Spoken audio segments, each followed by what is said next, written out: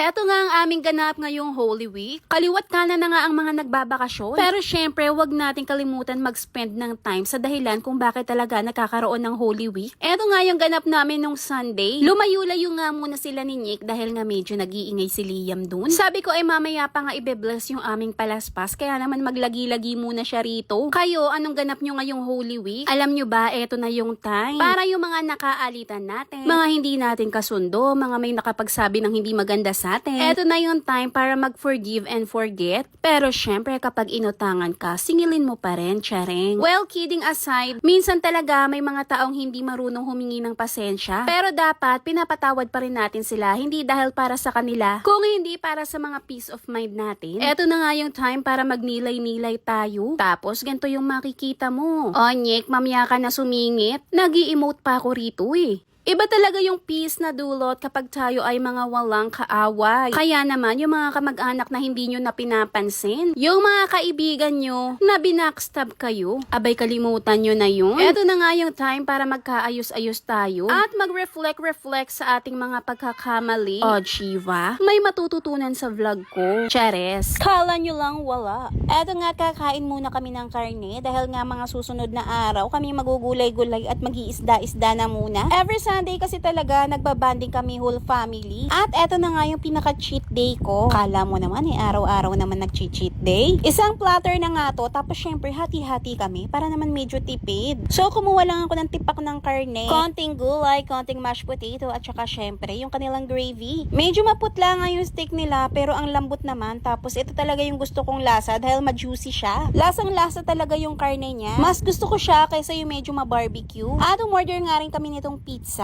Oh, nakikita nyo ba? Hindi pa naman ako masyadong nahuhulas dyan. Eto nga, meron ditong Shonvoy na nakikitable. Sabi ko, diba, katabi mo si Bibi Joshua, bakit ka nandito? Aba, nanginginain. Sharing is caring nga naman daw. O siya, sige, kain lang ng kain eh. Syempre, may nagpa-dessert. O, Jiva, ang bait ko talaga ngayon eh. May pa-flower pa nga sila dito sa kape nila, oh. At nagpa-cake pa nga si Nye. Hindi daw siya ang manglilibre. Ayan tuloy, may violent reaction. Ito nga yung paborito ko ditong drinks. Etong kanilang chocolate debate roll. Meron pa nga siyang pasunod na tsokolate, oh. Actually, masarap na to kahit hindi nyo lagyan yan para lang medyo mas matapang. Half nga lang yung ilalagay ko dahil hindi naman ako masyadong mahilig sa strong. Syempre, halu-haluin na nga natin with feelings. Ayun nga lang, masyadong excited, mainit pa eh. At in fairness naman, hulas check. Hindi pa rin naman niya rag ang ating makeup. Naarawan na ako niya. Nasa primer talaga yan kahit pagpawisan ka. Hindi basta-basta mahuhulas. Kaya naman kahit mainit sa Pinas, aba, kung gusto mo mag full makeup, go. O siya, yan lang muna for today mga ka-fam.